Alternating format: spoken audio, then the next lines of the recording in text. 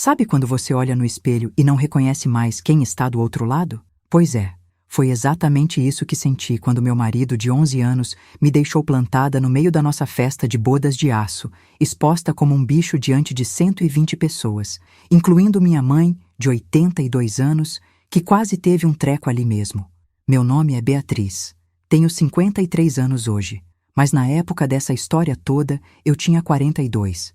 E vou te contar nos mínimos detalhes como foi destruir tudo que construí em mais de uma década por pura carência e solidão, e como paguei um preço que até hoje me faz acordar suando de madrugada. Essa não é uma história bonita, não vou mentir para você que está aí me ouvindo, mas preciso desabafar com alguém porque já faz quase 3 anos e meio que isso aconteceu e ainda não consegui conversar direito sobre o assunto sem sentir aquele nó na garganta que parece que vai me sufocar.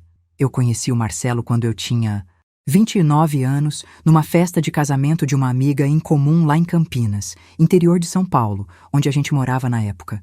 Ele era tudo o que eu sempre quis num homem, sabe? Atencioso, engraçado, daqueles que te olha nos olhos quando você fala e parece que realmente está interessado no que você tem a dizer. Trabalha como gerente comercial numa empresa de autopeças. Sempre foi muito dedicado ao trabalho.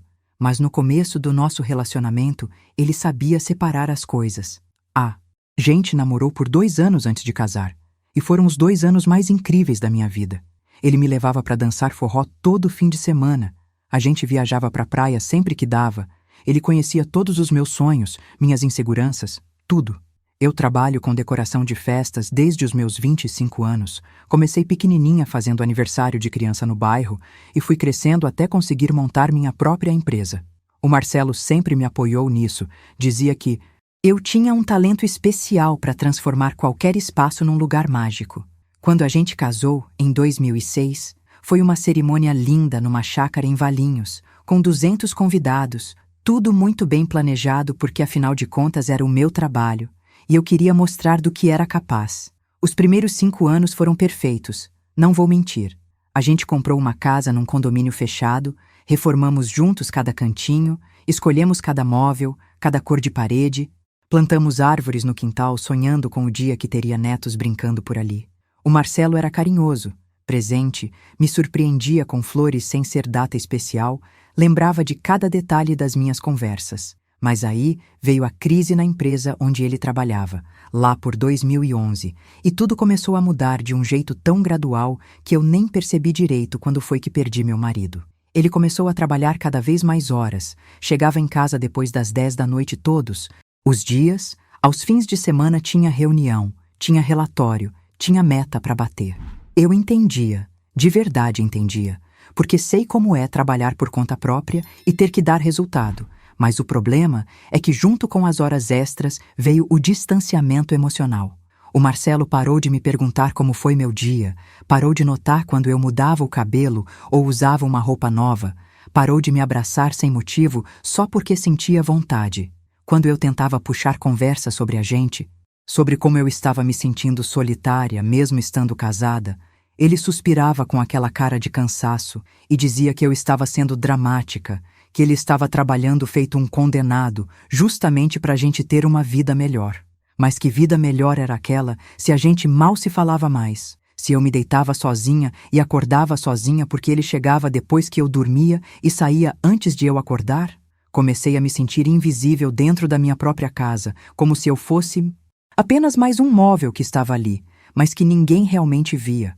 Eu preparava jantares elaborados que esfriavam na mesa, porque ele avisava no último minuto que ia comer na rua.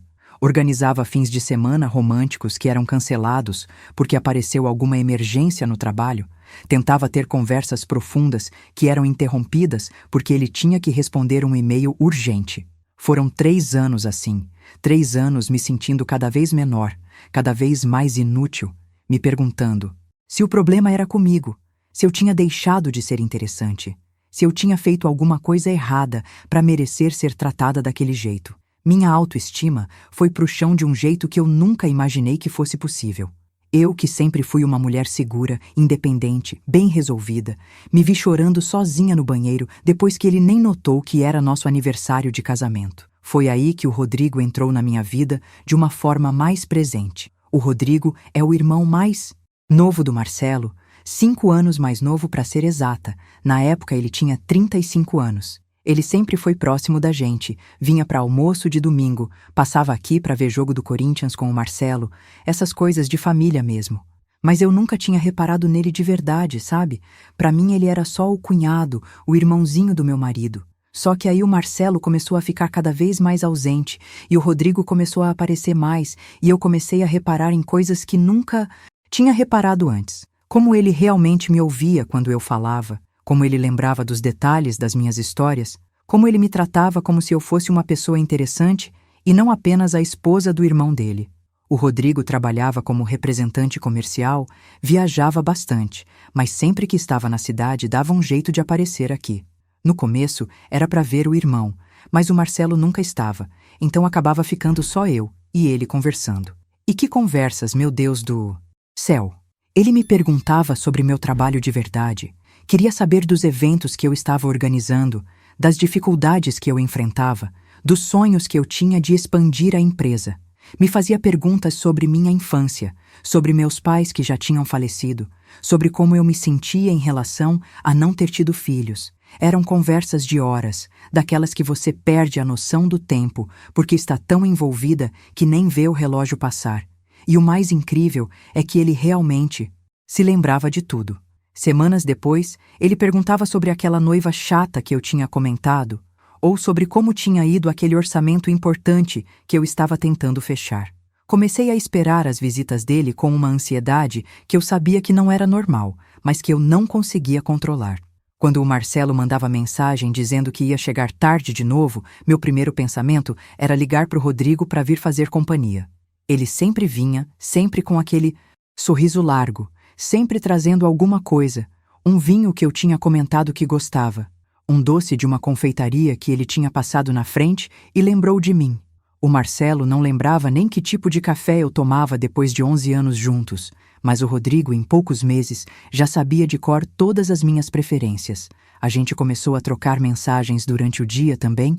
Ele me mandava bom dia com aquelas mensagens carinhosas, me mandava memes engraçados quando sabia que eu estava estressada com algum trabalho, ligava só para saber como eu estava. E eu, que estava tão carente de atenção, tão necessitada de me sentir vista e valorizada, me agarrei nisso com uma força que eu nem sabia que tinha. Eu acordava e a primeira coisa que fazia era ver se ele tinha mandado mensagem. Passava o dia esperando ele dar sinal de vida, ficava contando as horas para o Marcelo sair para poder ficar à vontade conversando com o Rodrigo. Eu sei que isso soa terrível, mas você que está me ouvindo precisa entender o contexto. Eu estava numa solidão emocional tão profunda que quando alguém finalmente me ofereceu a conexão que eu estava desesperada por ter, eu agarrei com unhas e dentes. O Rodrigo me fazia sentir jovem de novo, interessante de novo, bonita de novo. Ele elogiava meu cabelo, minha roupa, meu perfume, coisas que o Marcelo nem notava mais. Quando eu colocava um vestido novo, o Marcelo nem erguia os olhos do celular, mas o Rodrigo fazia questão de dizer como eu estava linda, como aquela cor realçava meus olhos, como eu tinha bom gosto. As conversas foram ficando cada vez mais íntimas, cada vez mais profundas. Ele me contou sobre o relacionamento conturbado que tinha tido e como tinha ficado com medo de se entregar de novo. Eu contei sobre como me sentia abandonada pelo meu próprio marido, sobre como tinha noites que eu chorava de solidão, mesmo estando casada. O Rodrigo me entendia de um jeito que até assustava, parecia que ele conseguia ler minha alma. Ele dizia que eu merecia ser tratada como uma rainha, que qualquer homem seria sortudo de ter uma mulher como eu, que o Marcelo era um idiota por não perceber o tesouro que tinha em casa. E eu, completamente fragilizada emocionalmente, acreditava em cada palavra. Comecei a comparar os dois irmãos o tempo todo, e o Rodrigo sempre saía ganhando. Enquanto o Marcelo chegava em casa resmungando de cansaço e mal me cumprimentava, o Rodrigo chegava todo sorridente. Me abraçava apertado, perguntava se eu tinha comido direito, se estava precisando de alguma coisa. A intimidade emocional que eu estava construindo com o Rodrigo foi se transformando em algo muito maior do que eu conseguia controlar. Eu passava horas deitada na cama de madrugada pensando nele, relembrando cada conversa, cada olhar, cada toque casual que acontecia quando a gente se esbarrava. E olha que eu tentei me segurar, tentei colocar freio naquilo tudo, mas era como tentar parar uma avalanche com as mãos. Quanto mais eu tentava me afastar, mais eu sentia falta dele, mais eu percebia o vazio que o Marcelo tinha deixado na minha vida. O Rodrigo preenchia todos os espaços vazios que meu marido tinha criado, e eu estava tão desesperada por afeto, por atenção, por me sentir amada de novo, que simplesmente me entreguei àquele sentimento sem pensar nas consequências. Começamos a nos encontrar com mais frequência, sempre com a desculpa de que ele estava passando para ver o irmão, mas ambos sabíamos que o Marcelo nunca estava em casa. Eu arrumava a casa de um jeito especial quando sabia que ele ia vir. Colocava uma roupa mais bonita, passava aquele perfume que ele tinha dito que adorava. A gente pedia comida e ficava conversando até tarde da noite, e cada vez que ele ia embora, eu sentia um aperto no peito, uma vontade de pedir para ele ficar mais um pouco, só mais um pouquinho. As mensagens entre a gente foram ficando cada vez mais carinhosas, mais íntimas. Ele começou a me chamar de apelidos carinhosos. Eu respondia com emojis de coração. A gente dividia segredos que nem nossos melhores amigos sabiam.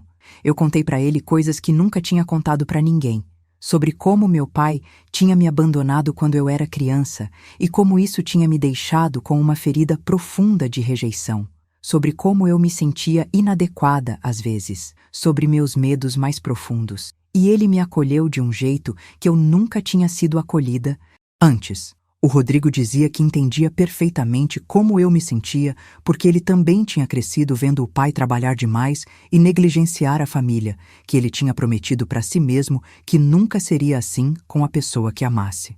E quando ele disse aquilo, quando ele falou sobre amar alguém olhando diretamente nos meus olhos, eu senti um arrepio percorrer meu corpo inteiro. A gente ficou em silêncio por alguns segundos que pareceram uma eternidade, e naquele momento eu soube que não era só eu que estava sentindo aquilo tudo, que ele também estava lutando contra os mesmos sentimentos, mas a gente não fez nada naquele dia. Só ficamos ali sentados no sofá, perto demais para ser inocente, longe demais para ser errado. Mas a tensão estava ali, palpável, crescendo a cada encontro, a cada mensagem, a cada olhar prolongado. Eu sabia que estava brincando com fogo, sabia que aquilo tudo estava completamente errado, que eu estava traindo a confiança do Marcelo de uma forma que ia além do físico. Mas ao mesmo tempo, eu me sentia tão viva, tão desejada, tão importante para alguém depois de tanto tempo me sentindo um nada, que eu não conseguia parar. Era como se o Rodrigo tivesse acendido uma luz dentro de mim que estava apagada há anos, e eu estava viciada naquela sensação de estar acesa de novo. O Marcelo continuava na dele, cada vez mais distante, cada vez mais ausente. Teve um dia que eu arrumei a mesa toda especial, acendi velas, fiz um jantar completo, botei uma roupa linda, tudo porque era nosso aniversário de 10 anos de casados. Ele chegou às 11 da noite, comeu em pé na cozinha enquanto respondia e-mails no celular, nem percebeu a mesa arrumada, nem percebeu minha roupa, nem lembrou que era nosso aniversário. Quando eu mencionei, ele pediu desculpas de um jeito automático, prometeu compensar no fim de semana e foi dormir. Eu fiquei ali na sala, olhando para as velas derretendo, sentindo as lágrimas descerem pelo meu rosto, e foi nessa noite que eu tomei a decisão de que não ia mais lutar por um casamento onde eu era a única lutando. Mandei mensagem para o Rodrigo de madrugada, contei o que tinha acontecido e ele ligou na mesma hora. Conversamos por 3 horas, ele me consolou, me fez rir no meio das lágrimas, me disse tudo o que eu precisava ouvir. E quando a gente desligou o telefone, já eram 4 da manhã e o Marcelo roncava no quarto como se nada tivesse acontecido, completamente alheio ao fato de que a esposa dele tinha passado a noite chorando e sendo consolada por outro homem, pelo irmão dele. 2 dias depois disso, o Rodrigo apareceu aqui de manhã cedo com café e pão de queijo quentinho da padaria que eu adoro. Disse que tinha passado ali de propósito porque queria ter certeza de que eu estava bem. O Marcelo já tinha saído para trabalhar, como sempre, e a gente ficou ali na cozinha conversando enquanto tomava café. Ele estava tão perto, tão atencioso, tão presente, e eu estava tão carente, tão necessitada de carinho, que quando ele colocou a mão no meu rosto e perguntou se eu estava bem mesmo, eu simplesmente desmoronei. Comecei a chorar daquele jeito que a gente chora quando está guardando tudo há muito tempo, soluçando sem conseguir parar. E ele me abraçou, me apertou contra o peito dele, passou a mão no meu cabelo, ficou ali me segurando até eu me acalmar. E quando eu levantei o rosto para agradecer, a gente estava tão perto que eu conseguia sentir a respiração dele no meu rosto, e foi inevitável. Ele me beijou, ou eu beijei ele, eu nem sei mais direito quem tomou a iniciativa, mas de repente a gente estava se beijando ali na cozinha com uma intensidade que eu não sentia há anos. Era desesperador, urgente, como se a gente tivesse segurado aquilo por tempo demais e finalmente tivesse explodido tudo de uma vez. Minha cabeça gritava que aquilo estava errado, que eu tinha que parar, mas meu corpo simplesmente não obedecia. Eu queria aquele beijo, queria aquele toque, queria me sentir desejada de novo. A gente se afastou depois de alguns minutos, os dois ofegantes, os dois assustados com o que tinha acabado de acontecer. O Rodrigo pediu desculpas, disse que não era para ter acontecido, que ele tinha perdido o controle. Mas eu não me arrependi, nem um pouco. Aquele beijo tinha me feito sentir mais viva do que todos os anos de casamento com o Marcelo somados. A gente ficou ali em silêncio por um tempo, sem saber direito o que fazer ou o que dizer, até que ele foi embora, dizendo que precisava pensar sobre tudo aquilo.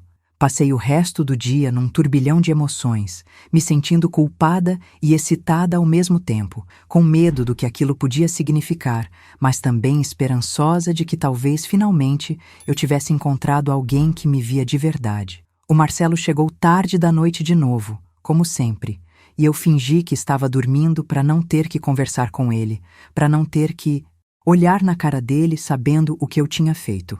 O Rodrigo me mandou mensagem no dia seguinte pedindo para a gente conversar, disse que não conseguia parar de pensar no que tinha acontecido. A gente se encontrou num café longe do bairro, onde ninguém nos conhecia, e conversamos por horas sobre o que estava acontecendo entre a gente.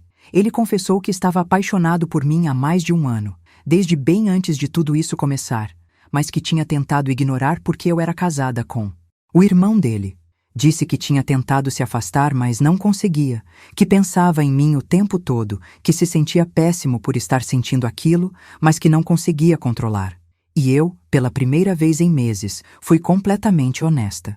Disse que também estava apaixonada por ele, que ele tinha preenchido um vazio na minha vida que eu nem sabia que era possível preencher, que pela primeira vez em anos eu me sentia completa ao lado de alguém. A gente sabia que aquilo tudo estava errado, que estava machucando o Marcelo mesmo que ele não soubesse, mas naquele momento a gente simplesmente não se importou. Combinamos de nos ver de novo, de ter mais cuidado, de pensar melhor sobre tudo antes de fazer qualquer besteira maior. Mas era mentira. A gente já sabia que ia acontecer de novo, que aquela atração entre nós era forte demais para ser ignorada. E aconteceu. Claro que aconteceu. 3 dias depois, numa terça-feira que eu tinha tirado de folga para resolver umas coisas da empresa, o Rodrigo passou aqui para me trazer uns documentos que eu tinha pedido, uma desculpa qualquer que a gente inventou. O Marcelo estava numa reunião em São Paulo e ia passar o dia todo fora e voltar só de noite. A gente começou conversando na sala, mas a tensão estava insuportável. Cada olhar carregado de desejo, cada palavra pesada de significado. Quando ele se levantou para ir embora, eu segurei o braço dele e pedi para ele ficar mais um pouco. E a gente sabia exatamente o que aquilo significava. Foi diferente de tudo que eu já tinha vivido. O Rodrigo era atencioso de um jeito que o Marcelo nunca foi, nem nos nossos melhores momentos. Ele perguntava o tempo todo se eu estava bem, se era aquilo mesmo que eu queria, me olhava nos olhos de um jeito que me fazia sentir a mulher mais importante do mundo. Não era só físico, era uma conexão emocional profunda que tinha se materializado ali. E quando acabou, a gente ficou deitado na cama, conversando por horas, dividindo sonhos, medos, esperanças. Ele me fez sentir coisas que eu achava que nunca mais ia sentir na vida. Me fez acreditar que ainda era possível ser feliz de verdade, que ainda existia alguém capaz de me amar do jeito que eu precisava ser amada. Eu sabia que aquilo estava acontecendo na minha cama, na cama que eu dividia com o Marcelo, e que isso tornava tudo ainda mais errado, mas naquele momento eu simplesmente não me importei com nada além daquele sentimento de plenitude que eu estava experimentando. A gente combinou de se encontrar sempre que possível, sempre com muito cuidado para ninguém desconfiar. Eu me sentia péssima por estar traindo o Marcelo, mas ao mesmo tempo me sentia tão bem com o Rodrigo que eu não conseguia parar. Era como se eu tivesse vivido anos no deserto e finalmente tivesse encontrado água. Eu simplesmente não conseguia mais viver sem aquela sensação. O Marcelo continuava completamente alheio a tudo, tão mergulhado no trabalho dele que nem percebia que a esposa estava tendo um caso bem debaixo do nariz dele. Teve dias que o Rodrigo saía pela porta da frente e meia hora depois o Marcelo chegava. E ele nem desconfiava de nada porque simplesmente não prestava atenção em nada que acontecia dentro da própria casa. Isso durou 4 meses, 4 meses intensos, onde eu vivi uma vida dupla que me consumia por dentro, mas que ao mesmo tempo me fazia sentir mais viva do que nunca. Eu era a esposa dedicada que preparava o jantar, cuidava da casa, sorria educadamente quando o Marcelo chegava tarde de novo. E, ao mesmo tempo, eu era a amante apaixonada que contava os minutos para o Rodrigo aparecer, que mandava mensagens escondida no banheiro, que inventava compromissos falsos só para poder encontrar com ele. A culpa existia? Claro que existia. Principalmente quando eu olhava para o Marcelo e lembrava dos primeiros anos, de como a gente tinha sido feliz um dia, de como ele tinha sido um bom marido antes de se perder no trabalho. Mas a culpa sempre era sufocada pela sensação de estar sendo amada, valorizada, desejada de um jeito que eu tinha esquecido que era possível. O Rodrigo dizia que me amava toda vez que a gente se via, que queria ficar comigo de verdade, que a gente tinha que encontrar um jeito de fazer aquilo funcionar sem destruir todo mundo no processo. Ele também se sentia péssimo por estar traindo o irmão, dizia que o Marcelo não merecia aquilo, mas que ao mesmo tempo ele não conseguia me largar, que era mais forte que ele. A gente chegou a conversar sobre eu pedir o divórcio, sobre a gente assumir o relacionamento depois de um tempo, quando a poeira baixasse. Mas eu tinha medo. Medo de perder tudo que tinha construído. Medo do julgamento das pessoas. Medo de magoar o Marcelo de um jeito irreparável. Então a gente continuou naquele limbo, sem coragem de terminar, mas também sem coragem de assumir. Foi quando o Marcelo começou a planejar a festa de bodas de aço, 11 anos de casados, que as coisas começaram a ficar realmente complicadas. Ele apareceu um dia em casa, coisa rara naquela época, e me disse todo animado que queria fazer uma festa grande para comemorar, chamar toda a família, todos os amigos, fazer uma renovação de votos. Eu fiquei em choque porque aquilo era completamente fora do padrão dele. O homem que mal lembrava do nosso aniversário de casamento agora queria fazer uma festa enorme para celebrar? Perguntei o que tinha acontecido, o que tinha mudado, e ele disse que tinha percebido que estava sendo um marido ausente, que queria mostrar para mim e para todo mundo o quanto eu era importante para ele, o quanto nosso casamento era especial. Disse que ia ser uma surpresa, que ele mesmo ia organizar tudo, que eu só precisava aparecer bonita no dia. Eu deveria ter ficado feliz, deveria ter visto aquilo como uma chance do Marcelo finalmente acordar e perceber o que estava perdendo, mas tudo que eu conseguia sentir era pânico, porque naquela altura eu já estava completamente envolvida com o Rodrigo, já tinha entregado meu coração para ele de um jeito que não conseguia mais voltar atrás. A ideia de renovar votos com o Marcelo, enquanto eu estava apaixonada pelo irmão dele, me fazia sentir a pior pessoa do mundo. Mas o que eu ia fazer? Recusar a festa? Isso ia levantar suspeitas, ia fazer o Marcelo começar a fazer perguntas que eu não queria responder. Então eu fingi que estava animada. Abracei ele, disse que ia ser maravilhoso e morri de angústia por dentro. Contei para o Rodrigo naquela mesma noite, quando a gente se encontrou num motel na cidade vizinha, lugar que tinha virado nosso refúgio seguro. Ele ficou tão perturbado quanto eu.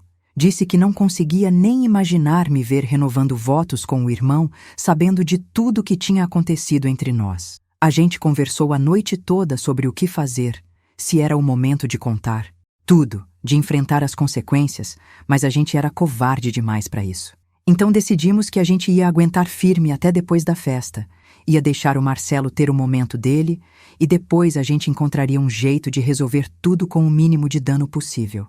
Que ilusão, meu Deus! Que ilusão achar que dava para controlar aquela bomba relógio que a gente tinha criado. As semanas que antecederam a festa foram as mais estranhas da minha vida. O Marcelo estava mais presente do que tinha estado em anos, animado com os preparativos, me mostrando cada detalhe que tinha planejado, me tratando com um carinho que eu não via há tempos. Era como se ele tivesse voltado a ser o homem que eu tinha me apaixonado lá atrás, e isso me confundia ainda mais. Uma parte de mim queria acreditar que talvez ainda desse tempo de consertar tudo, de voltar atrás, de ser feliz com ele de novo. Mas aí eu via o Rodrigo, e toda aquela confusão desaparecia, porque com ele eu me sentia completa de um jeito que o Marcelo nunca mais tinha me feito sentir, mesmo agora que ele estava tentando. Era tarde demais, o estrago já estava feito, meu coração já pertencia a outra pessoa. O dia da festa chegou e eu estava um caco de nervos. Tinha passado a noite anterior em claro, repassando todos os cenários possíveis na minha cabeça, tentando me preparar mentalmente para aquele teatro todo. Me arrumei com todo cuidado, coloquei o vestido azul royal que o Marcelo tinha escolhido, especialmente para mim, fiz cabelo e maquiagem no salão. Tentei parecer a esposa feliz que todos esperavam ver. O Rodrigo ia estar lá, óbvio, era o irmão do Marcelo. E a gente tinha combinado de agir com total naturalidade, de não dar nenhum motivo para desconfiança. Mas quando eu cheguei no salão de festas e vi ele ali, lindo naquele terno cinza, meu coração quase saiu pela boca. A gente trocou um olhar rápido, carregado de tudo que a gente não podia dizer, e depois desviamos como se nada fosse. A festa estava linda. O Marcelo tinha realmente caprichado em cada detalhe. Tinha mais de 120 pessoas. Toda a nossa família, todos nossos amigos, até gente que a gente não via há anos ele tinha feito questão de convidar. Minha mãe estava lá, radiante, dizendo para todo mundo como estava orgulhosa do casamento da filha, de como eu e o Marcelo éramos um exemplo de casal. Os pais do Marcelo também estavam felizes da vida. O pai dele fez um discurso emocionado sobre como era bom ver os filhos crescidos e bem casados, olhando para o Marcelo com aquele orgulho todo. Cada elogio era como uma facada no meu peito, porque eu sabia a verdade por trás daquela fachada toda. O Marcelo passou a noite inteira do meu lado, com o braço em volta da minha cintura, me apresentando para as pessoas como o amor da vida dele, contando histórias engraçadas dos nossos primeiros anos juntos. Ele estava radiante, genuinamente feliz, e aquilo só piorava tudo. Depois do jantar, ele pediu a atenção de todos e disse que tinha preparado uma surpresa especial para mim. Meu coração começou a bater descompassado porque eu não fazia ideia do que vinha por aí. Ele pegou um controle remoto e ligou o telão que estava montado no salão e começou a passar uma apresentação de fotos nossas ao longo dos anos. Tinham fotos do nosso namoro, do casamento, das viagens que fizemos juntos, dos natais em família, momentos lindos que eu tinha até esquecido que existiam. Todo mundo estava sorrindo, comentando como éramos um casal bonito, como nossa história era inspiradora. Minha mãe estava chorando de emoção, a mãe do Marcelo também, e eu estava ali paralisada, com um sorriso forçado no rosto, sentindo o Rodrigo me olhando do outro lado do salão. O Marcelo fez um discurso lindo, falando sobre como eu era a melhor coisa que tinha acontecido na vida dele, sobre como ele tinha errado em me negligenciar, mas que ia passar o resto da vida compensando, sobre como me amava mais do que tudo. E então, as fotos mudaram. De repente, na tela gigante para todo mundo ver, apareceu uma foto minha e do Rodrigo no quarto, na minha cama, numa posição que não deixava dúvida nenhuma do que estava acontecendo. O sangue congelou nas minhas veias. Eu ouvi minha mãe gritar, ouvi a mãe do Marcelo soluçar, senti todas aquelas 120 pessoas virarem para mim ao mesmo tempo. Mais fotos foram aparecendo, uma atrás da outra, de ângulos diferentes, mostrando tudo em detalhes que faziam meu estômago revirar. Eram fotos de semanas diferentes. Dava para ver pela roupa, pelo cabelo. Ele tinha provas de que aquilo não era uma vez só. Era algo recorrente, planejado, deliberado. Eu procurei o Rodrigo com os olhos e vi ele branco feito papel, tremendo, com o pai segurando o braço dele com força. O Marcelo se levantou com uma calma assustadora, olhou para mim com um desprezo que eu nunca tinha visto em ninguém e disse bem alto para todo mundo ouvir que aquela era a verdadeira Beatriz, a mulher que ele tinha amado por 11 anos e que tinha o traído com o próprio irmão dele na cama que eles dividiam. O silêncio que caiu naquele salão foi ensurdecedor. Ninguém sabia para onde olhar, o que fazer, o que dizer. Eu estava paralisada, incapaz de reagir, vendo minha vida inteira desmoronar ali na frente de todo mundo. O Marcelo continuou falando com aquela voz calma e gelada que era pior do que se ele estivesse gritando, dizendo como ele tinha descoberto tudo por acaso 3 semanas atrás, como tinha chegado em casa mais cedo e nos pegado juntos, como tinha tirado todas aquelas fotos e decidido que a vingança perfeita seria me expor na frente de todo mundo que importava para nós. Ele disse que tinha fingido que estava tudo bem, que tinha planejado aquela festa toda só para ter o prazer de me destruir publicamente, de me fazer sentir uma fração da dor que ele tinha sentido quando viu a esposa com o irmão. E então, ele olhou para o Rodrigo e disse que nunca mais queria ver a cara dele, que ele estava morto para a família, e olhou para mim e disse que eu era o maior erro que ele tinha cometido na vida. E então ele simplesmente saiu do salão, deixou a gente ali plantada no meio daquele horror todo, com aquelas fotos congeladas na tela atrás de mim como um monumento da minha vergonha. Eu queria que a terra se abrisse e me engolisse ali mesmo. Queria desaparecer, deixar de existir, qualquer coisa menos ter que encarar aqueles 120 pares de olhos me julgando, me desprezando, me vendo como o lixo que eu tinha me tornado. Minha mãe se levantou e veio até mim, mas não para me consolar como eu desesperadamente esperava. Ela olhou para mim com uma decepção tão profunda nos olhos que doeu mais do que qualquer tapa na cara e disse que não conseguia nem me reconhecer, que a filha que ela tinha criado nunca faria uma coisa dessas. Disse que estava envergonhada de mim, que não sabia como, ia olhar na cara das amigas dela depois daquilo e simplesmente foi embora sem olhar para trás. Os pais do Marcelo estavam aos prantos. A mãe dele me olhava com tanto ódio que eu senti fisicamente, como se aquele olhar pudesse me machucar de verdade. O pai dele estava segurando o Rodrigo pelo braço, apertando com tanta força que dava para ver os dedos ficando brancos e gritava com ele coisas que eu nunca tinha ouvido aquele homem educado falar. Chamou o próprio filho de traidor, de sem vergonha, de desgraçado. Disse que ele tinha destruído a família, que tinha apunhalado o irmão pelas costas da pior forma possível.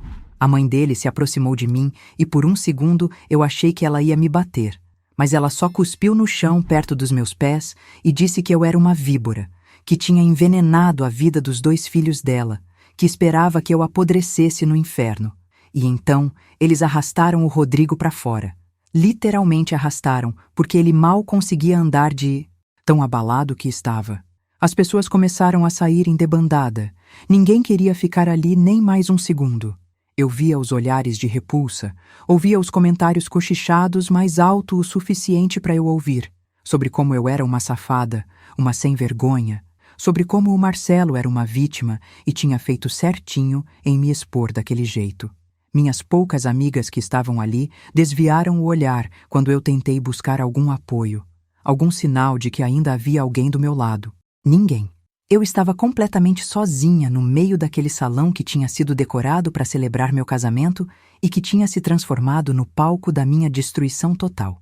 Fiquei ali parada por não sei quanto tempo, as pernas tremendo tanto que mal conseguia me segurar em pé, vendo todo mundo ir embora, ouvindo os sussurros, sentindo o peso de cada olhar de julgamento. Quando finalmente consegui me mover, saí daquele salão cambaleando, entrei no meu carro e dirigi até em casa, num piloto automático, sem nem lembrar direito do caminho. Cheguei e vi que o Marcelo tinha levado tudo que era dele, cada roupa, cada objeto pessoal, cada foto onde ele aparecia. A casa estava estranhamente vazia, como se ele tivesse apagado qualquer rastro da existência dele ali. Em cima da mesa da sala tinha uma carta, escrita à mão com aquela letra caprichada dele que eu conhecia tão bem.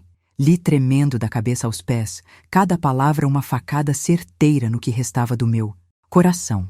Ele escreveu que tinha descoberto tudo no dia 23 de junho, quando tinha voltado mais cedo de uma reunião porque estava passando mal, e tinha nos encontrado na cama dele, fazendo tudo aquilo sem nenhum pudor, sem nenhuma consideração por ele.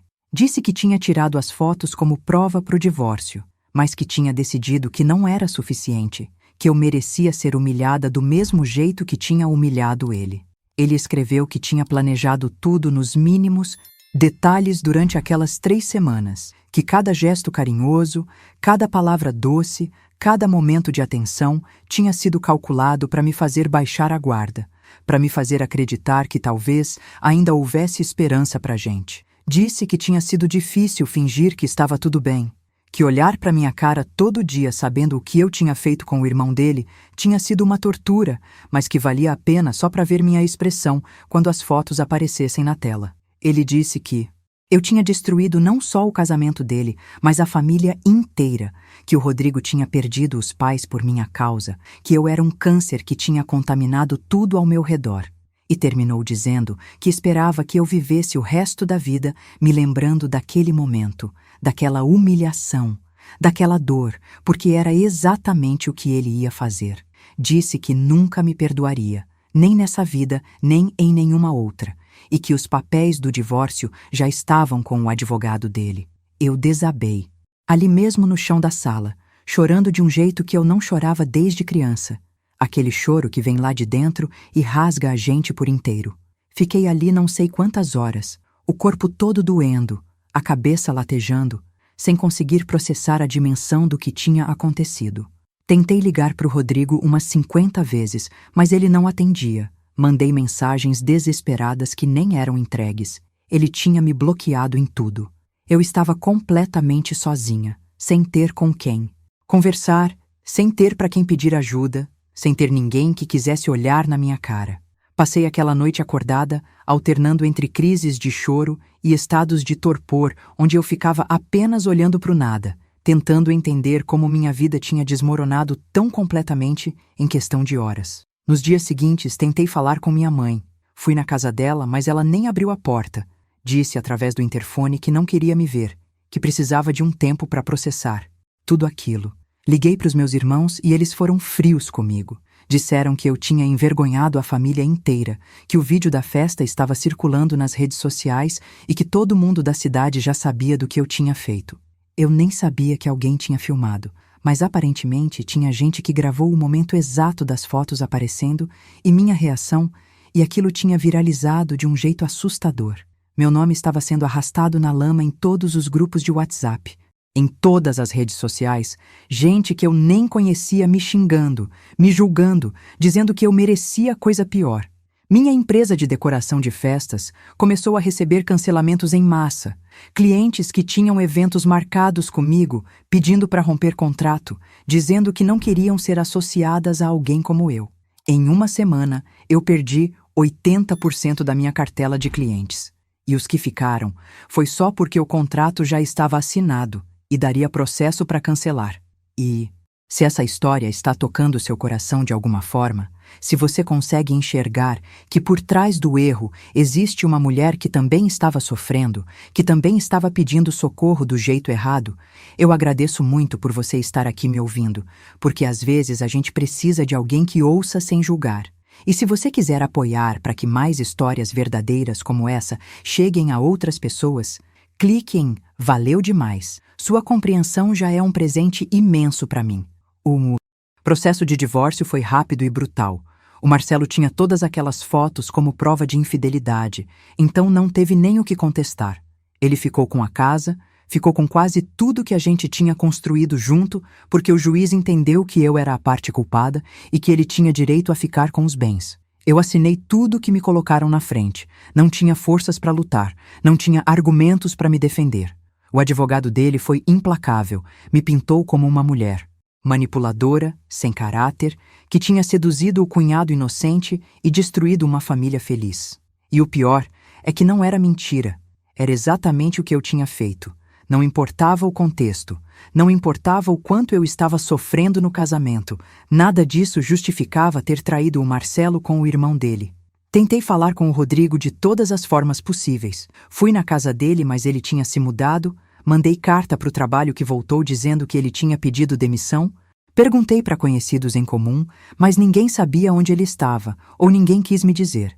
Ele tinha simplesmente desaparecido da minha vida, da noite para o dia, me deixando sozinha para enfrentar todas as consequências do que a gente tinha feito junto. Tive que vender minha empresa por uma merreca, porque ninguém mais queria fechar contrato comigo. Minha reputação estava completamente destruída. Voltei a morar com minha mãe, que só me aceitou de volta porque, no fundo, ela é minha mãe. E não ia me deixar na rua, mas a convivência era péssima. Ela mal falava comigo, me tratava com aquela frieza que dói mais que qualquer coisa. Me lembrava todo dia, através do silêncio dela, do tamanho da decepção que eu era. Perdi todos os meus amigos, absolutamente todos, porque todo mundo ficou do lado do Marcelo, que era visto como a vítima inocente de uma esposa traidora. Ele continuou a vida dele normalmente, foi promovido no trabalho, voltou a sair, conheceu gente nova, enquanto eu estava ali vivendo um inferno, presa numa cidade onde todo mundo me conhecia e me desprezava. Teve dias que eu pensei em desistir de tudo, em simplesmente sumir, porque a dor era grande demais para suportar. A vergonha me consumia 24 horas por dia. Foram meses vivendo naquele limbo de dor e arrependimento, sem conseguir dormir direito, sem conseguir comer, perdendo peso de um jeito preocupante. Minha mãe chegou a me levar no médico porque eu estava ficando doente de verdade, desenvolvendo úlcera de tanto estresse, tendo crises de ansiedade que me deixavam sem ar no meio da noite. O médico receitou remédios, sugeriu terapia, mas como eu ia pagar terapia se tinha perdido tudo? Tinha vendido a empresa por quase nada, o dinheiro do divórcio era pouco porque o Marcelo tinha ficado com a maior parte, e eu precisava começar a vida do zero aos 43 anos, desempregada, sem referências, porque ninguém queria me recomendar, sem perspectiva nenhuma. Cheguei a cogitar mudar de cidade, recomeçar em algum lugar onde ninguém me conhecesse, mas nem para isso eu tinha forças ou recursos naquele momento. O que mais me doía não era nem ter perdido o Marcelo, porque no fundo eu sabia que a gente já tinha perdido um ao outro muito antes de tudo isso acontecer.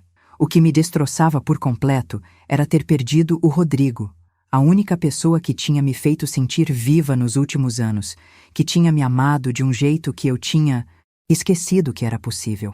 Eu entendia que ele tinha fugido, que ele tinha que escolher entre mim e a família dele, e que, obviamente, ele não ia escolher a mulher que tinha causado toda aquela destruição.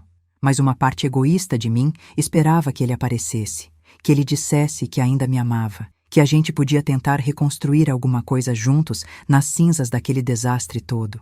Mas ele nunca apareceu.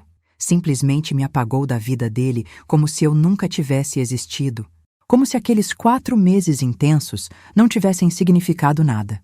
Comecei a ir em grupos de apoio de igreja, não porque eu fosse religiosa, mas porque precisava falar com alguém, precisava tirar aquele peso do peito, senão eu ia enlouquecer de vez.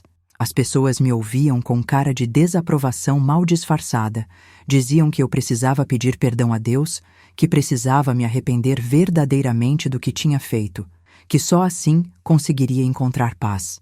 E eu tentava, juro que, tentava me arrepender do jeito que elas esperavam, mas o que eu sentia era uma confusão tão grande de emoções que nem eu mesma conseguia entender direito. Me arrepender de ter traído?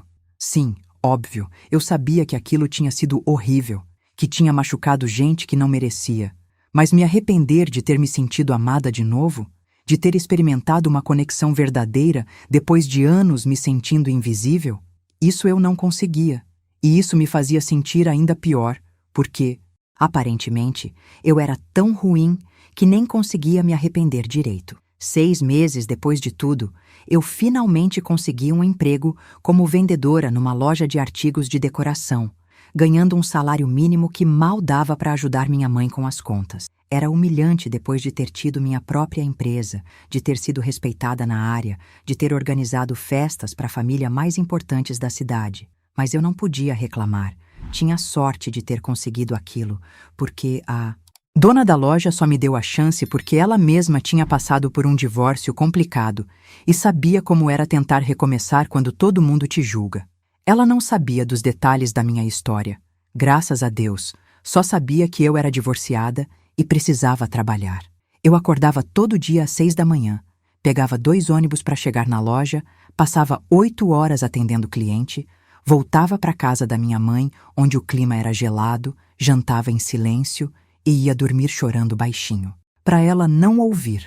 Era essa na minha vida agora, essa rotina cinza e sem graça que parecia um castigo eterno pelo que eu tinha feito. Um dia, quase 8 meses depois daquela festa maldita, Eu estava trabalhando na loja quando uma mulher entrou pedindo ajuda para escolher umas coisas para a casa nova dela. A gente conversou bastante. Ela era simpática, educada, e em algum momento da conversa, ela comentou que tinha acabado de se mudar para Campinas porque o marido tinha conseguido um emprego. Novo por aqui. Disse o nome dele e meu sangue gelou. Era o Rodrigo. Ela era a esposa do Rodrigo. Ele tinha casado. 8 meses depois de tudo que tinha acontecido, ele tinha casado com outra pessoa e se mudado de volta para a cidade. Eu fiquei tão atordoada que mal consegui terminar de atender ela. Inventei uma desculpa qualquer e pedi para a colega assumir enquanto eu ia no banheiro. Tranquei na porta e chorei desesperada. Aquela dor que eu achava que já tinha sentido, toda voltou com força, multiplicada. Ele tinha seguido em frente, tinha encontrado outra pessoa, tinha construído uma vida nova, tinha conseguido ser feliz enquanto eu ainda estava me arrastando nos destroços do que a gente tinha causado juntos. E o pior é que eu não podia nem reclamar, não podia nem ficar com raiva, porque eu não tinha direito nenhum sobre ele. Nunca tive, na verdade. Ele tinha feito a escolha certa, tinha escolhido recomeçar longe de toda aquela confusão, longe de mim. Mas doeu, meu Deus, como doeu, saber que eu tinha sido tão descartável assim, que ele tinha conseguido me esquecer tão rápido enquanto eu ainda sonhava com ele toda a noite. Voltei para o salão da loja com o rosto inchado. Terminei de atender a mulher dele fingindo que estava tudo bem, e quando ela foi embora desmoronei de novo. Pedi para sair mais cedo alegando que estava passando mal. E era verdade. Eu estava passando mal de verdade, sentindo uma dor física no peito que parecia que ia me matar. Cheguei em casa e fui direto para o quarto. Nem jantei. Só deitei e fiquei olhando para o teto por horas, processando aquela informação. O Rodrigo estava casado, feliz, seguindo em frente, enquanto eu continuava presa naquele dia terrível, revivendo aquela humilhação toda vez que fechava os olhos. Percebi naquele momento que ele nunca tinha me amado de verdade. Ou, se tinha amado, tinha sido algo superficial, algo que ele conseguiu superar em questão de meses. Para ele eu tinha sido um erro, uma fase ruim que tinha passado e que agora estava enterrada no passado. Mas para mim, tudo aquilo continuava vivo, doendo, sangrando. Comecei a questionar se alguma coisa daquilo tudo tinha sido real, se as palavras de amor que ele dizia eram sinceras, ou se era só tesão, conveniência, o prazer proibido de estar com a mulher do irmão. Me senti usada, enganada, idiota por ter acreditado que aquilo era especial, que valia a pena arriscar tudo. Nos meses seguintes, eu vi o Rodrigo algumas vezes pela cidade, sempre de longe, sempre com a esposa. Eles pareciam felizes, de verdade felizes, do jeito que eu e ele nunca fomos porque a gente sempre esteve vivendo às escondidas, sempre com medo, sempre com culpa. Uma vez eles entraram no restaurante onde eu estava jantando sozinha. E eu saí correndo antes que ele me visse, porque não suportava a ideia de ter que encarar ele, de ter que fingir que estava tudo bem, de ter que ver ele feliz com outra enquanto eu continuava destruída. Nunca descobri se ele me viu aquele dia, se ele sabia que eu ainda estava na cidade, se ele se importava minimamente com o que tinha acontecido comigo depois que ele fugiu. Provavelmente não. Provavelmente ele tinha me apagado da memória dele da mesma forma que tinha me apagado da vida dele. O Marcelo também refez a vida. E nisso ele foi mais rápido ainda que o Rodrigo. 6 meses depois do divórcio, ele já estava namorando uma moça 10 anos mais nova, bonita, bem-sucedida, tudo que eu não era mais. Eu via as fotos nas redes sociais, porque mesmo tendo me bloqueado, eu via através de perfis de conhecidos, e ele parecia genuinamente feliz. Viajavam juntos, saíam com amigos, postavam fotos sorridentes em restaurantes chiques. Ele estava vivendo a vida que deveria ter vivido comigo, mas que nunca viveu porque estava sempre ocupado demais com trabalho. Parecia que ter se livrado de mim tinha libertado ele para ser a melhor versão de si mesmo, e isso doía de um jeito que eu não consigo nem explicar direito. Era como se eu tivesse sido o problema o tempo todo, como se ele só precisasse se livrar de mim para finalmente ser feliz. E talvez fosse verdade mesmo, talvez eu realmente fosse o problema, porque olha só onde todo mundo estava agora. Ele feliz com alguém novo, o Rodrigo casado e recomeçando, e eu estagnada, sozinha, sem conseguir seguir em frente.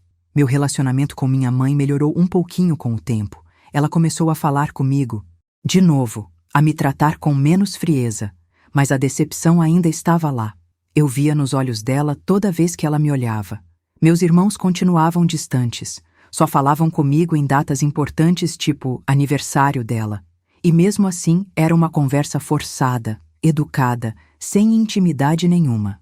Eu tinha perdido minha família, meus amigos, meu casamento, meu trabalho, minha reputação, tudo por causa de 4 meses de ilusão, por causa de ter acreditado que estava vivendo um grande amor, quando na verdade estava só alimentando minha carência com a atenção de alguém que estava disponível. O preço que paguei foi alto demais, desproporcional até, mas era o preço que eu tinha que pagar por ter feito as escolhas que fiz. Hoje, 3 anos e meio depois daquela noite horrível, eu continuo morando com minha mãe, continuo trabalhando na loja de decoração, continuo sozinha. Não namorei mais ninguém, não porque não quero, mas porque ninguém quer namorar a mulher que traiu o marido com o cunhado e foi exposta publicamente. Minha reputação está destruída para sempre. E por mais que eu tente reconstruir minha vida, aquele evento está sempre ali, me seguindo como uma sombra. Teve gente que sugeriu que eu mudasse de cidade, começasse do zero em outro lugar, mas onde eu ia arranjar forças para isso? Onde eu ia arranjar dinheiro? E mais importante, onde eu ia arranjar coragem para tentar de novo quando falhei tão miseravelmente na tentativa anterior de ter uma vida? Aprendi muitas coisas nesses 3 anos de solidão e reflexão forçada, coisas que eu preferia não ter aprendido do jeito que aprendi. Aprendi que carência é uma das emoções mais perigosas que existem, porque ela te faz tomar decisões completamente irracionais, te faz acreditar em coisas que não são reais, te faz sacrificar o certo pelo conveniente. Eu estava tão carente de atenção, tão desesperada por me sentir valorizada, que quando o Rodrigo apareceu oferecendo exatamente o que eu precisava, eu simplesmente me joguei de cabeça sem pensar nas consequências. Não parei para pensar no Marcelo, não parei para pensar na família dele, não parei para pensar em mim mesma e no quanto aquilo ia me destruir no final. Só pensei no agora, no imediato, na sensação boa de finalmente ser vista de novo. Aprendi também que a forma como você termina um relacionamento importa muito mais do que as pessoas imaginam. Eu podia ter pedido o divórcio quando percebi que não estava. Mais feliz, podia ter conversado com o Marcelo de forma adulta e honesta sobre como eu estava me sentindo negligenciada, podia ter dado um fim digno àquele casamento antes de me envolver com outra pessoa. Mas eu escolhi o caminho mais covarde, o caminho da traição, do segredo, da mentira. E isso manchou não só o fim do meu casamento, mas toda a história que a gente tinha construído juntos. Agora, quando as pessoas lembram de mim e do Marcelo, não lembram dos 11 anos que passamos juntos, não lembram dos momentos bons que tivemos, só lembram de como terminamos, daquelas fotos horríveis na tela, daquela humilhação pública. Eu destruí nossa história inteira por causa dos últimos capítulos e aprendi da pior forma possível que vingança é um prato que se come frio e que algumas pessoas sabem servir esse prato de um jeito tão calculado que você nem vê chegando. O Marcelo planejou tudo nos mínimos detalhes, fingiu que estava tudo bem por 3 semanas inteiras só para me pegar desprevenida, só para me destruir no momento que eu mais estivesse vulnerável. E eu não posso nem dizer que não mereci, porque de certa forma mereci sim, não da forma que ele fez. Aquilo foi cruel demais, desproporcional demais, mas eu merecia alguma consequência pelo que tinha feito. O problema é que ele não se contentou em apenas me deixar, em apenas terminar o casamento e seguir em frente. Ele quis me aniquilar completamente, quis ter certeza de que eu nunca mais conseguiria levantar a cabeça na cidade, e ele conseguiu. Conseguiu me destruir de um jeito tão completo que até hoje eu não me recuperei. Mas sabe o que é mais triste de tudo isso? É que no fundo, bem no fundo, eu ainda sinto falta do Rodrigo. Mesmo depois de ele ter me abandonado, mesmo depois de saber que ele casou e seguiu em frente, mesmo depois de entender que talvez aquilo nunca tenha sido amor de verdade da parte dele, eu ainda sinto falta da forma como ele me fazia sentir. E isso me faz questionar se eu realmente me arrependo de tudo ou se eu só me arrependo de ter sido pega. Porque se o Marcelo nunca tivesse descoberto, se a gente tivesse conseguido manter o segredo, eu ainda estaria com o Rodrigo hoje? Provavelmente sim. E isso me assusta, porque mostra que eu não aprendi nada, que eu ainda sou aquela mesma mulher carente que escolheu a ilusão ao invés da realidade, que escolheu o errado porque parecia certo na hora. Tem dias que eu fico imaginando como seria minha vida se eu tivesse feito escolhas diferentes. E se eu tivesse realmente lutado pelo meu casamento, ao invés de desistir e procurar consolo em outro lugar? E se eu tivesse sido honesta com o Marcelo sobre como estava me sentindo, de verdade honesta, ao invés de só reclamar superficialmente? E se eu tivesse colocado limites claros com o Rodrigo antes que as coisas chegassem onde chegaram? Talvez eu ainda estivesse casada. Talvez o Marcelo tivesse acordado a tempo e a gente tivesse conseguido consertar o que estava quebrado. Ou talvez não. Talvez a gente estivesse destinado a terminar de qualquer jeito, mas pelo menos teria terminado com dignidade, sem toda aquela destruição, sem toda aquela dor desnecessária que eu causei em tanta gente. Porque não foi só o Marcelo que eu machuquei, embora ele tenha sido a vítima principal. Eu destruí a relação dele com o irmão, uma relação que vinha desde a infância, que tinha sobrevivido a tantas coisas e que foi completamente aniquilada por causa de mim. Os dois nunca mais se falaram. Segundo eu soube por conhecidos em comum, o Marcelo cortou todo o contato com o Rodrigo. Nem no casamento dele o Marcelo foi. Simplesmente deixou claro que o irmão estava morto para ele. E os pais deles ficaram no meio dessa guerra, tentando manter contato com os dois filhos, mas sendo forçados a escolher lados, acabaram ficando mais próximos do Marcelo, porque era óbvio que ele era o injustiçado da história.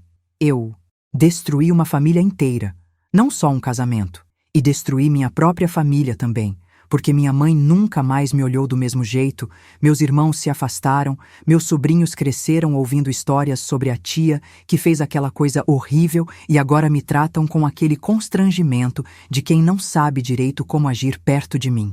Nas festas de família, quando eu sou obrigada a aparecer, todo mundo fica meio desconfortável, as conversas ficam artificiais, todo mundo querendo que eu vá embora logo para poderem relaxar. Eu me tornei a ovelha negra, aquela que ninguém quer por perto, mas que não podem expulsar completamente porque ainda sou da família. É uma solidão terrível, estar no meio de gente conhecida e se sentir completamente sozinha ao mesmo tempo. Minha vida profissional também nunca se recuperou.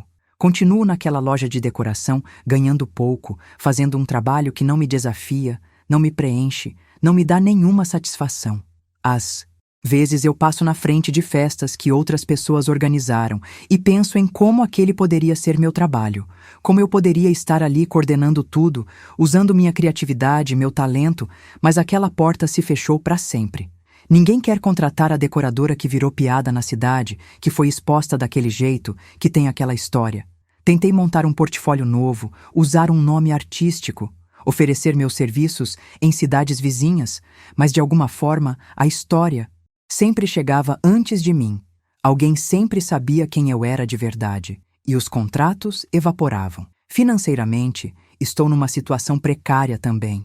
O dinheiro que sobrou do divórcio acabou rápido, porque eu tinha que pagar aluguel de um apartamento pequeno que aluguei por alguns meses antes de ter que voltar definitivamente para a casa da minha mãe, quando não consegui mais pagar. O salário da loja mal dá para me sustentar.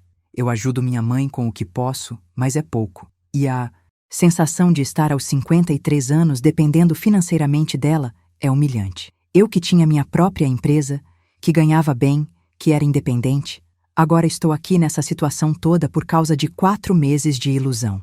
4 meses que custaram todo o resto da minha vida. Tentei fazer terapia por um tempo, quando ainda tinha um pouco de dinheiro guardado, e foi útil para entender algumas coisas sobre mim mesma. A terapeuta me ajudou a ver que eu tinha problemas de autoestima muito profundos, que vinham lá da infância quando meu pai me abandonou, e que eu tinha passado a vida toda buscando validação externa para preencher aquele vazio. O Marcelo tinha preenchido esse vazio no começo do relacionamento. Me dava toda a atenção e validação que eu precisava. Mas quando ele parou, o vazio voltou maior ainda. E aí veio o Rodrigo oferecendo exatamente o que eu estava desesperada por ter. A terapeuta disse que enquanto eu não aprendesse a me validar, Sozinha, a encontrar meu próprio valor independente de qualquer homem, eu ia continuar fazendo escolhas ruins, me colocando em situações destrutivas. Mas as sessões acabaram quando o dinheiro acabou. E eu fiquei pela metade do processo, sabendo o problema, mas sem saber direito como resolver. O que você acha dessa história que compartilhei com você? Já viveu algo parecido ou conhece alguém que passou por isso? Me conta nos comentários de onde você é. Que tipo de história te toca mais? Porque a gente precisa dessa troca, desse apoio mútuo. Não esquece de se inscrever no canal também. Sua presença aqui é muito importante para mim. De verdade. Tô feliz demais que você ficou até aqui ouvindo essa velha desabafar, porque às vezes a gente só precisa de alguém que ouça sem julgar, sabe? E você tá fazendo isso por mim agora, tá me dando esse espaço, e eu agradeço do fundo do coração. Vamos continuar? Socialmente, eu virei invisível de um jeito até irônico, considerando que o que me levou a trair foi justamente me sentir invisível no casamento. Mas agora é diferente. Agora as pessoas me evitam ativamente, atravessam a rua quando me veem vindo, fingem que não me viram no supermercado, me excluem de grupos de WhatsApp, de eventos sociais, de qualquer coisa que envolva convívio. As poucas pessoas que ainda falam comigo fazem por pena ou por educação, não porque realmente querem manter contato. Eu me tornei um pária social, aquela pessoa que ninguém quer, ser visto junto porque pode manchar a reputação por associação. É engraçado como funciona. O Marcelo, que planejou uma vingança cruel e me expôs daquele jeito humilhante na frente de mais de 100 pessoas, é visto como um herói, como alguém que teve coragem de se vingar da esposa traidora, enquanto eu sou o monstro da história. E não é que eu ache que o Marcelo não tinha direito de estar com raiva, de querer se vingar, de me fazer pagar pelo que eu fiz. Ele tinha todo o direito de estar furioso, destroçado, magoado. Mas a forma como ele fez isso, planejando friamente durante 3 semanas, fingindo que estava tudo bem, sendo carinhoso comigo só para me pegar desprevenida, montando aquela armadilha elaborada para me destruir na frente de todo mundo que importava para nós, isso mostrou um lado dele que eu nunca tinha visto antes. Um lado calculista, cruel, capaz de uma frieza assustadora.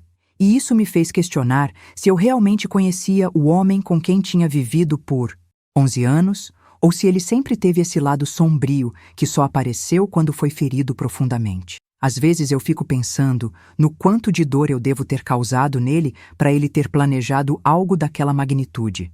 Porque para a pessoa chegar naquele nível de vingança, a dor tem que ser realmente insuportável. Ele deve ter revivido aquelas imagens de mim com o irmão dele todos os dias durante aquelas 3 semanas, deve ter sentido uma raiva tão grande que só conseguia pensar em me fazer sofrer na mesma proporção. E ele conseguiu. Com certeza conseguiu. A humilhação que senti naquela noite, vendo aquelas fotos na tela gigante, sentindo o olhar de horror e repulsa de 120 pessoas ao mesmo tempo, ouvindo minha própria mãe dizer que estava envergonhada de mim, foi uma dor que não se compara a nada que eu já tinha sentido antes na vida. Foi pior que quando meu pai me abandonou. Pior que qualquer rejeição que eu já tinha sofrido, porque foi uma humilhação pública, deliberada, planejada, para me destruir por completo. Mas sabe o que é mais perturbador? É que uma parte de mim entende o Marcelo, entende a raiva dele, o desejo de vingança, a necessidade de me fazer pagar pelo que eu fiz. Porque se eu estivesse no lugar dele, se eu tivesse chegado em casa e encontrado ele com minha irmã na nossa cama, eu provavelmente também quereria destruir os dois.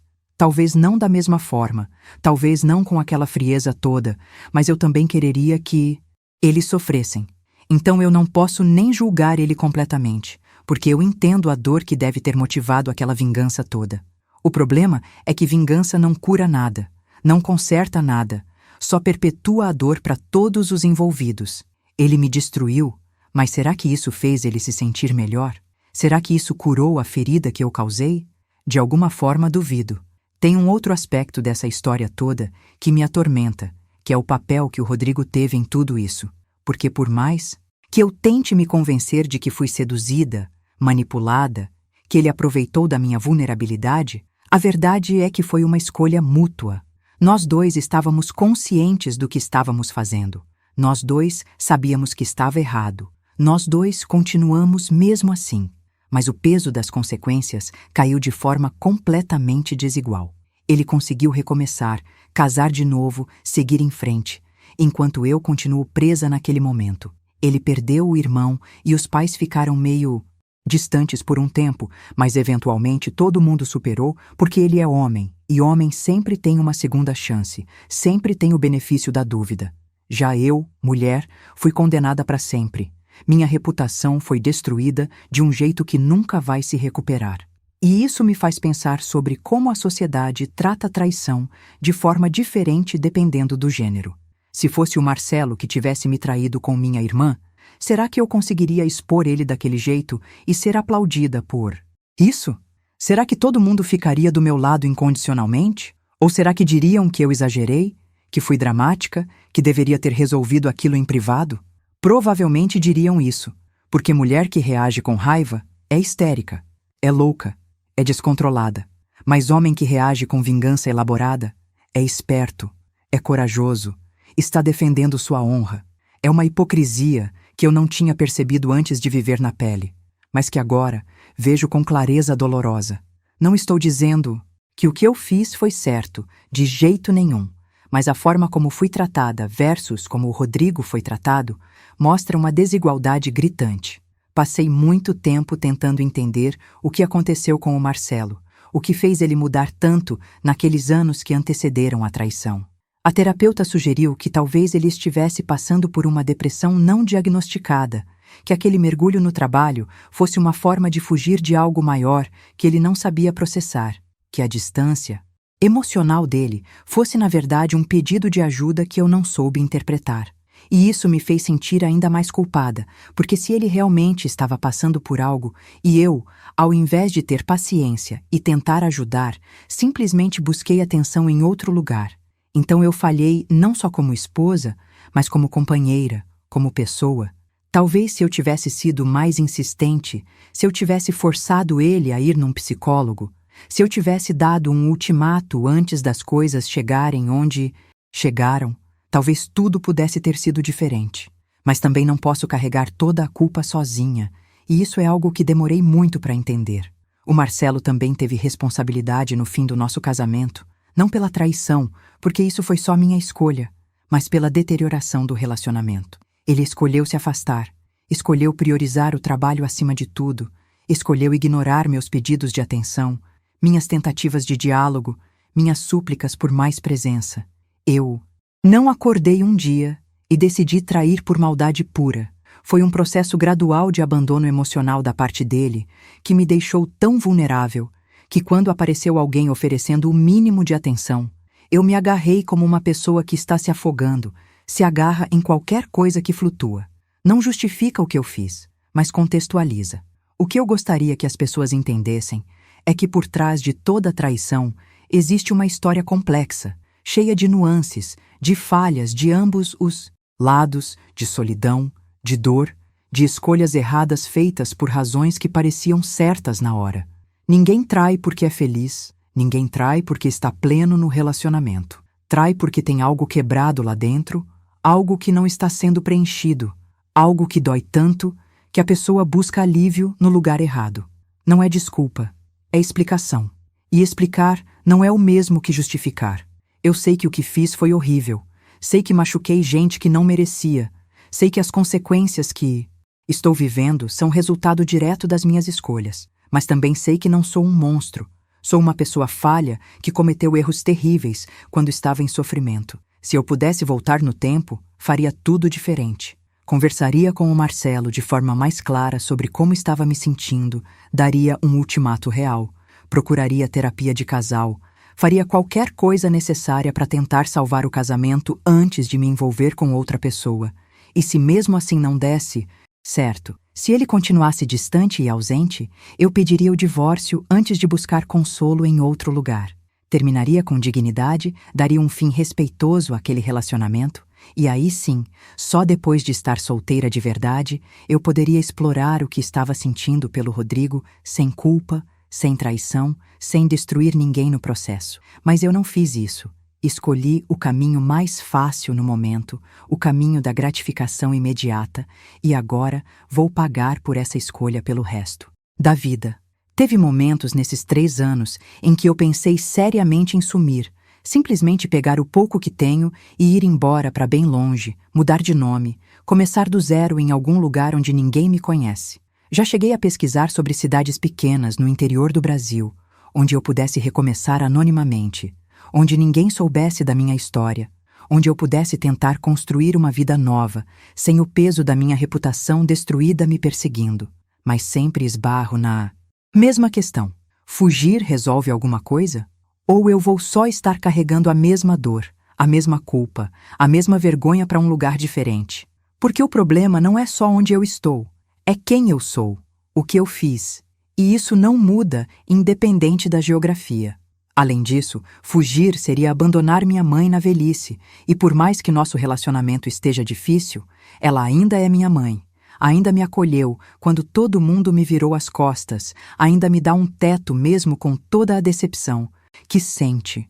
Ir embora seria uma segunda traição, dessa vez contra ela, e eu não sei se consigo carregar mais essa culpa.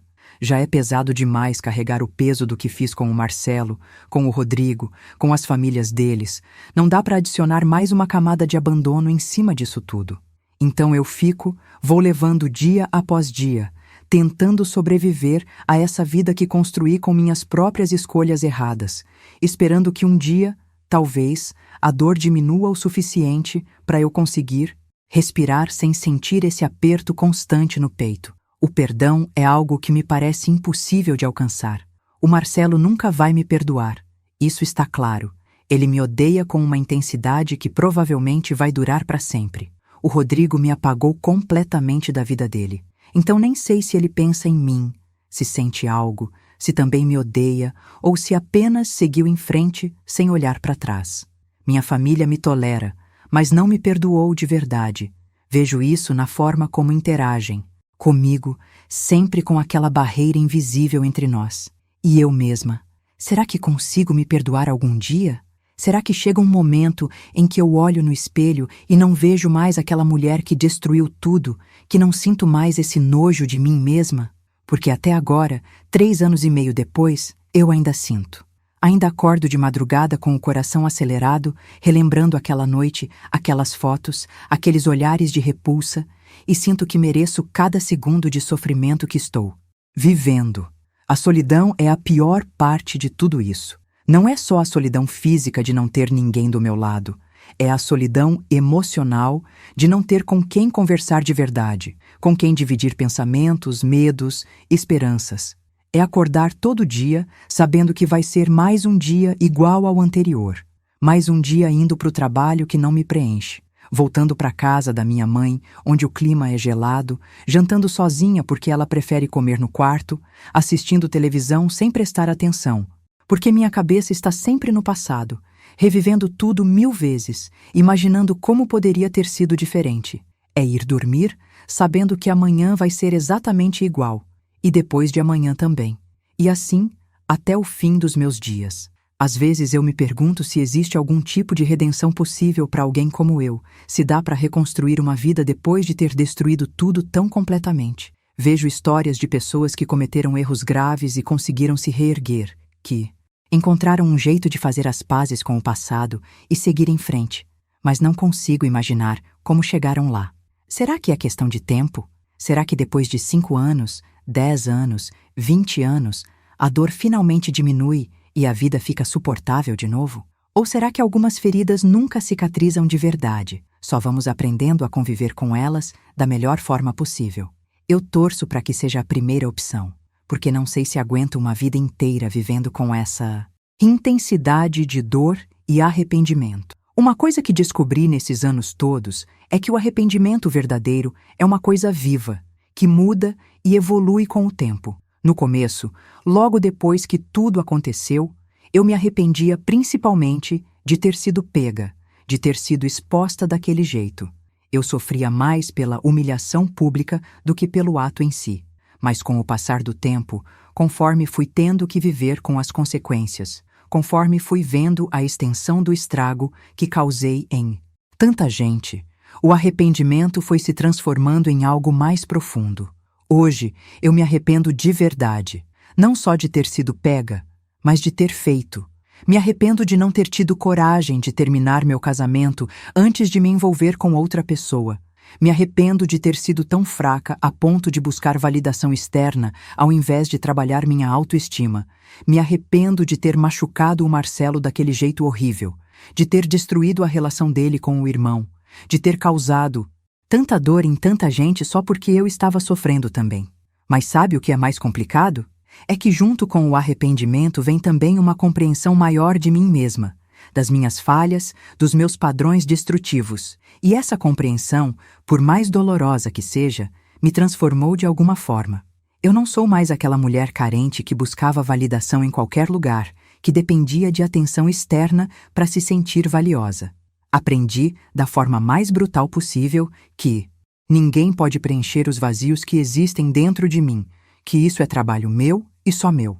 Aprendi que relacionamentos não existem para me completar, mas para somar, e que se eu não estiver completa sozinha, qualquer relacionamento vai ser tóxico de alguma forma. Aprendi que honestidade, por mais dolorosa que seja, é sempre melhor que mentira, que terminar com dignidade é sempre melhor que trair. São lições caras, que custaram tudo que eu tinha construído na vida, mas são lições reais que mudaram quem eu sou no âmago. Hoje, quando olho no espelho, vejo uma mulher diferente daquela que era há 3 anos e meio. Vejo alguém marcada pela dor, pela vergonha, pelo arrependimento, mas também vejo alguém que aprendeu coisas importantes sobre si mesma, sobre relacionamentos, sobre consequências. Não sei se isso me torna melhor ou pior. Não sei se o aprendizado justifica de alguma forma o estrago que causei, mas sei que sou diferente, mais cautelosa, mais consciente, mais responsável pelas minhas escolhas e suas consequências. Não que isso importe muito agora, já que não tenho mais nenhum relacionamento para aplicar esses aprendizados, mas pelo menos sei que se um dia, por algum milagre, eu tiver uma segunda chance com alguém, vou fazer diferente. A relação com minha mãe melhorou um pouquinho nos últimos meses. Ela começou a conversar mais comigo, a me incluir em algumas decisões da casa, a me tratar menos como uma intrusa e mais como filha de novo. Não voltamos a ter a intimidade de antes, provavelmente nunca vamos ter, mas pelo menos não vivemos mais naquele silêncio gelado que marcou os primeiros 2 anos depois do ocorrido. Ela comentou outro dia que admira a forma como eu não desisti, como continuo levantando todo dia e indo trabalhar mesmo com tudo que aconteceu, como não me entreguei completamente à depressão mesmo tendo motivos de sobra para isso. Foi o primeiro elogio que recebi dela em anos, e por mais simples que fosse, significou o mundo para mim. Mostrou que talvez, só talvez, ainda exista uma possibilidade de reconstruir alguma coisa da nossa relação. Meus irmãos continuam distantes, mas um deles me ligou no meu aniversário esse ano, coisa que não acontecia desde que tudo veio à tona. A gente conversou por uns 15 minutos, foi meio sem graça, cheio de pausas constrangedoras, mas ele fez o esforço de ligar, de perguntar como eu estava, de lembrar da data. São pequenos gestos assim que me dão alguma esperança de que talvez, com muito tempo e muito esforço da minha parte, eu consiga reconquistar pelo menos um pouco da confiança da minha família. Não vou ter de volta o que tínhamos antes, isso está claro, mas talvez dê para construir algo novo, ainda que menor, ainda que mais frágil. No trabalho, minha chefe me ofereceu uma promoção pequena há alguns meses. Nada extraordinário, só uma mudança para vendedora sênior com um aumento simbólico no salário, mas foi a primeira vez em anos que alguém reconheceu meu esforço, meu valor profissional. Ela disse que eu era a funcionária mais dedicada que ela tinha, que eu nunca faltava, nunca reclamava, sempre estava disposta a ajudar e que merecia ser reconhecida por isso. Chorei quando cheguei em casa naquele dia, porque tinha esquecido como era bom ser valorizada por algo que eu fazia, ser vista como alguém competente e confiável. É pouco, muito pouco comparado ao que eu tinha antes, mas é alguma coisa, é um começo minúsculo de reconstrução. Tentei retomar alguns hobbies que tinha abandonado ao longo dos anos. Voltei a pintar, coisa que adorava fazer quando era mais nova, mas que larguei quando abri a empresa e o tempo ficou escasso. Comprei tintas baratas e telas simples e passei a pintar nas noites de insônia, quando a ansiedade não me deixava dormir. Não sou boa, meus quadros são amadores e cheios de falhas técnicas, mas o processo de criar algo, de transformar uma tela em branco em alguma coisa, tem sido terapêutico de uma forma que eu não esperava. É como se cada pincelada fosse um pedacinho da minha dor sendo transferido para a tela, saindo de dentro de mim e se materializando em cores e formas. Já pintei umas 20 telas, todas com temas sombrios que refletem meu estado emocional. Mas ultimamente tenho tentado pintar coisas mais leves, mais esperançosas, como uma forma de me forçar a imaginar que dias melhores são possíveis. Comecei a ir em reuniões de um grupo de apoio para pessoas divorciadas, não aquele da igreja que tinha ido antes, mas um secular que acontece numa biblioteca pública toda terça à noite. São pessoas de todas as idades e com histórias variadas de separação, algumas amigáveis, outras nem tanto. E embora ninguém ali tenha uma história tão dramática quanto a minha, todos entendem a dor de recomeçar depois que um relacionamento acaba. Não contei os detalhes sórdidos da minha separação, só disse que foi conturbada e que fui eu quem errou, e as pessoas me acolheram sem fazer perguntas invasivas. Ter esse espaço uma vez por semana, onde posso conversar com gente que entende pelo menos parte do que estou passando, tem sido importante para minha saúde mental. Me faz sentir um pouco menos sozinha, um pouco menos estranha, um pouco mais normal. Uma coisa que percebi é que quanto mais o tempo passa, menos as pessoas falam sobre o que aconteceu. No começo, era o assunto de todo mundo. Era a fofoca que circulava em todos os grupos. Mas aos poucos, outros escândalos foram surgindo. Outras histórias foram tomando o lugar da minha.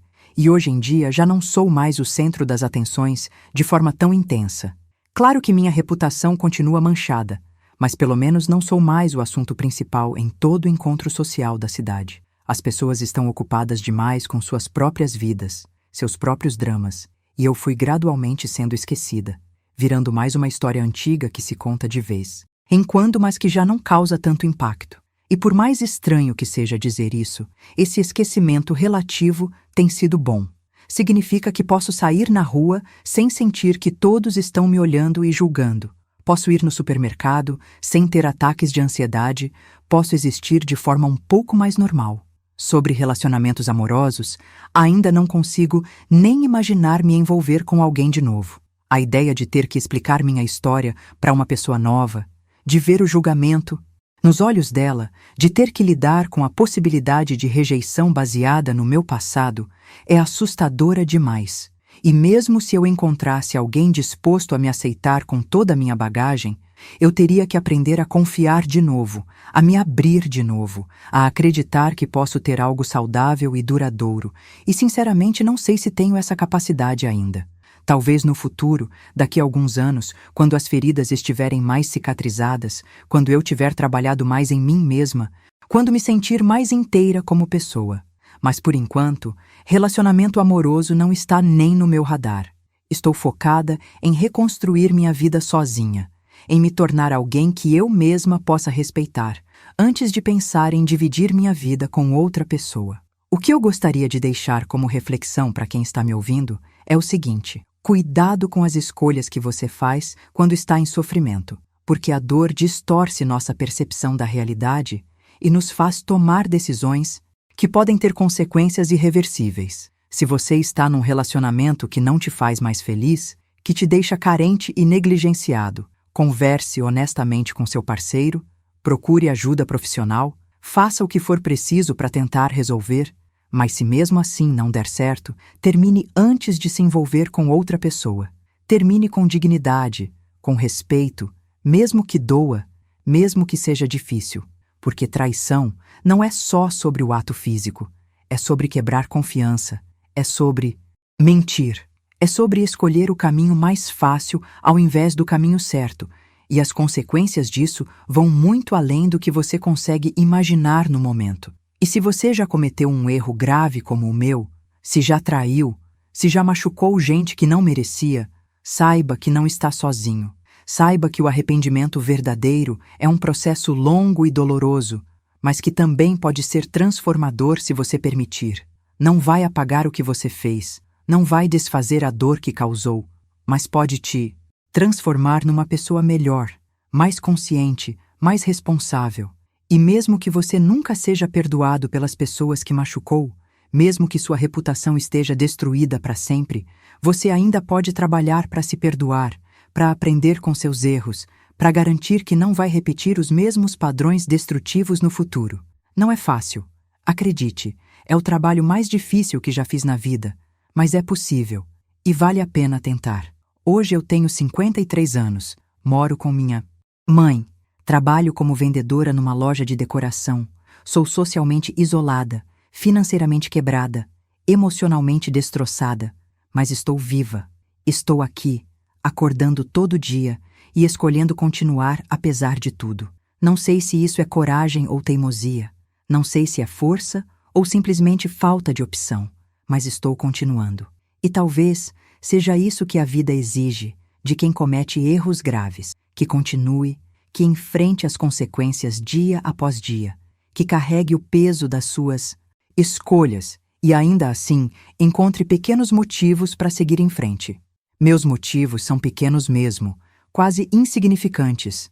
Uma tela nova para pintar, uma conversa boa no grupo de apoio, um elogio raro da minha chefe, o sol entrando pela janela num dia bonito, o café quentinho de manhã. São migalhas de alegria numa vida de dor, mas são suficientes para me fazer acordar no dia seguinte e tentar de novo. Não sei o que o futuro reserva para mim, não tenho grandes planos ou expectativas. Só quero continuar sobrevivendo, continuar tentando ser uma pessoa melhor, continuar trabalhando nas minhas feridas internas, continuar pintando minhas telas, continuar buscando esses pequenos momentos de paz no meio do caos que virou minha vida. Talvez um dia eu consiga olhar para trás e ver essa história toda não apenas como o pior erro da minha vida, mas também como o ponto de virada que me transformou em alguém mais profunda, mais empática, mais humana. Ainda não cheguei lá, ainda vejo principalmente a destruição e a dor, mas quem sabe com mais tempo, com mais trabalho interno, com mais pequenas vitórias acumuladas, eu consiga enxergar algum significado em tudo isso que vá além da simples punição pelos meus erros. E para você que ficou até o final ouvindo essa história toda, que me deu o presente da sua atenção e da sua presença, eu agradeço do fundo do coração. Muito obrigada mesmo por ter ficado aqui comigo, por ter escutado sem me julgar, por ter tentado entender o meu lado mesmo sabendo que o que fiz foi terrível. Isso significa mais do que você imagina para alguém como eu, que vive num mundo onde quase ninguém quer ouvir, onde quase todo mundo já julgou e condenou sem conhecer a história completa. Se você chegou até aqui, se inscreve no canal, sua companhia é muito importante para mim e para tanta gente que também está passando por momentos difíceis e precisa saber que não está sozinha. E me conta nos comentários, o que você aprendeu com essa história? Já passou por algo parecido ou conhece alguém que passou? Como você lida com arrependimento e culpa? Vamos criar uma comunidade de apoio mútuo aqui, onde a gente pode compartilhar nossas histórias sem medo de ser julgado, porque todo mundo merece ser ouvido. Todo mundo merece uma chance de ser compreendido. A vida continua, mesmo quando parece impossível, mesmo quando a dor é tão grande que a gente acha que não vai aguentar nem mais um dia. A vida continua, teimosa, insistente, exigindo que a gente continue também. E então a gente continua, um dia de cada vez, uma hora de cada vez, às vezes um minuto de cada vez, porque é isso que sobreviventes fazem. E no final das contas, é isso que eu sou agora, uma sobrevivente. Não uma heroína, não uma vítima, apenas alguém que cometeu erros terríveis, pagou um preço altíssimo e ainda assim escolhe continuar, carregando suas cicatrizes, mas tentando encontrar algum sentido em meio a tudo isso. É o melhor que posso fazer com o que restou da minha vida, e por enquanto tem que ser suficiente. Obrigada por ter estado comigo nessa jornada difícil. Sua presença aqui, ouvindo minha história com o coração aberto, é um presente que vou guardar com carinho. Se você quiser continuar acompanhando histórias reais como essa, se inscreve no canal, ativa o sininho, compartilha com quem você acha que precisa ouvir. E lembra, Todos nós estamos fazendo o melhor que podemos com as ferramentas que temos. Todos nós merecemos compaixão, inclusive de nós mesmos. Um abraço apertado e que você encontre paz nos seus dias, mesmo nos mais difíceis.